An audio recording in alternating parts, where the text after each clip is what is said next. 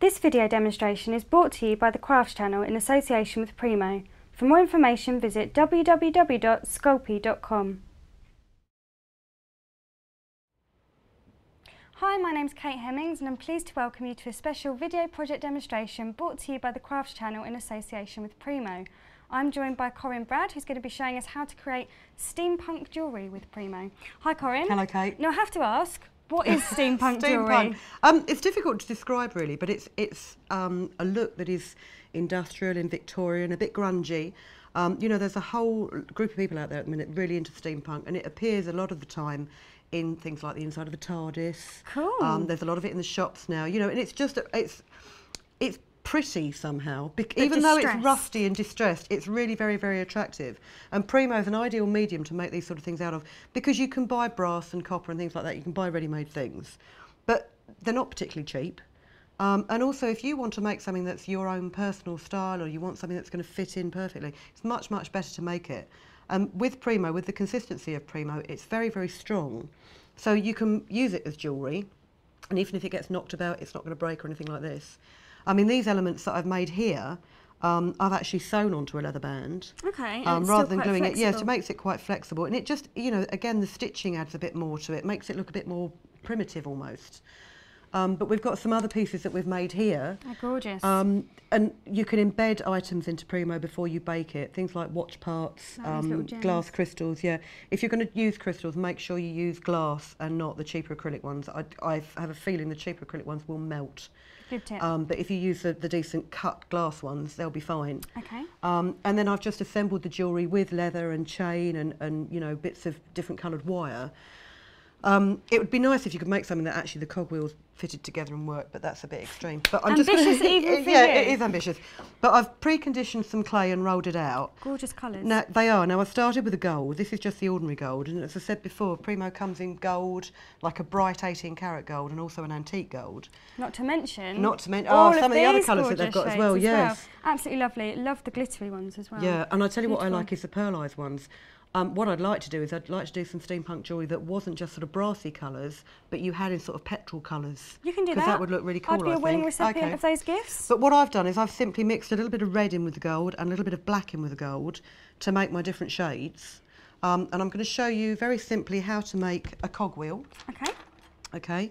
If you cut yourself out a circle of clay and then use a smaller cutter. These little cutters from Sculpey are brilliant. You'll find endless uses for them. Okay. Cut the centre out. Oh, that's come out nice and clean. And then I've got a small star cutter here. Right. If you just use one point of the star cutter, yeah, line it up on the edge and then cut around the edge. That is your such a cogwheel. good idea. How do you think of these things? You're a crafty I saw it genius. online actually, to be quite honest. It's one of those things you think, oh, I'd really like to do that. How on earth am I going to do it? It looks great. And it is very simple. It's quite quick. I mean, obviously, the bigger the cogwheel, the longer it takes. But I am just going to finish this because I want to show you a couple of other techniques with this finished cogwheel that you can do before you bake it. One of which is Perfect. distressing it. It doesn't matter if they're not exactly the same. Looks cool. This is just a piece of 6-strand embroidery thread. Not an easy thing to say with a list. If you just flatten it out, if you lay it across your wheel, you've got like a sort of battle-scarred, machine-scarred effect on there. Looks distressed. Okay. And the other thing is embossing powder. Is really, really good. This is a midnight blue embossing powder. It's quite gritty. You get a bit on your finger and just dab it into there. You see it looks almost like a dark coloured sand on there. Yeah. When that's baked, when you bake the finished cogwheel in the oven, the embossing powder will melt onto it and it gives it this sort of glossy effect that you've got on here. Almost looks like spilt oil. It does. On the cogwheel really parts. Cool. It's very sheeny. So you can do that. You can take watch parts, buy old watches from car boots, or you can't get so many on eBay anymore now because everyone's looking for them. And they will just simply press into the surface of it. And you can bake those as well? They can be baked in there as well. As I say, really anything that will withstand the heat, like gemstones and pieces of metal, and the Premo will hold it in. You don't need to then glue it afterwards. I just want to show you another very simple method of making a cogwheel similar to that. Okay. Let's just move this out of the way a minute. If you let's take a bit of bronze, cut yourself a wheel. And this is a strip, a longer strip. Yeah, I'm intrigued by this one. Serrated blade. Okay. Serrated blade? Yes, serrated blade. Zigzag blade. If you cut yourself a line, a zigzag line, and then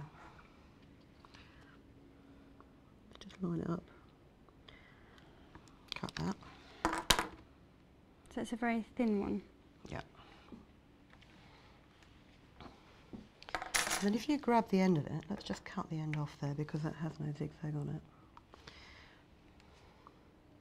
Lift it from the mat. Right. And then you can just...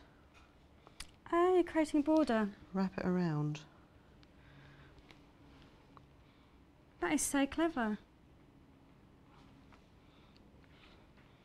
So No, actually, it is. no, I didn't quite cut that straight. So you've got a slightly off-centre serrated edge on that to make a border. It's all part of the look. But the other thing also then what you can do to close up the join on that is if you get a few scraps of clay, let's use this bronzy colour that I've made and just flatten it out a bit more. These like concave ball tools that I've spoken of before, if you just press it into the surface, Oh, make these sure are you great, yeah, aren't these they? are brilliant. And then they just pop around the edge to cover the join. Or the other thing you can do actually, let's put one on here. Let's make a slightly thicker one. If you pop one on here, Yeah. and then you get a blade, Right. you can then make some nice little screw heads. That's really cool. So it's really neat. And as I say, you know, you can make all sorts of designs in the clay. You can add sort of rivet designs. On here, again, what I've done is I've got very thin pieces of clay and they've been torn and they've been laid almost like it's, you know, you've patch riveted something. And So- I imagine if you you're going to thread it with a jump ring or anything, you would need to pierce it before Yeah, it goes you'd need to into pierce the... it before it's baked. But I mean, this one's been threaded with a jump ring. Mm-hmm. But this one here, because I didn't thread it with a jump ring, what I have done is I've just, Backed it. again, sewn it onto a piece of leather using sort of bullion cord and strings of beads. So you can make all sorts of different simple... I mean, these are really easy. I'll just very, very quickly show you. That's the inside of your disc there. Mm-hmm. If you just get one of these tools... Look, I'm running out of room now. Just Hold got on. so much to show I've us, just got you can't well, keep this up. is it. It's one of those things, once you start doing it, you'll go, oh, I'll try that. Oh, and I can do this and I can do that. You definitely do, yes. You can just start making your notches Around the in edge. here.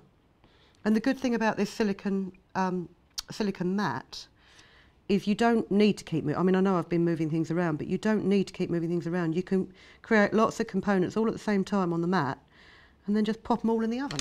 Very handy. Because it can bake on there.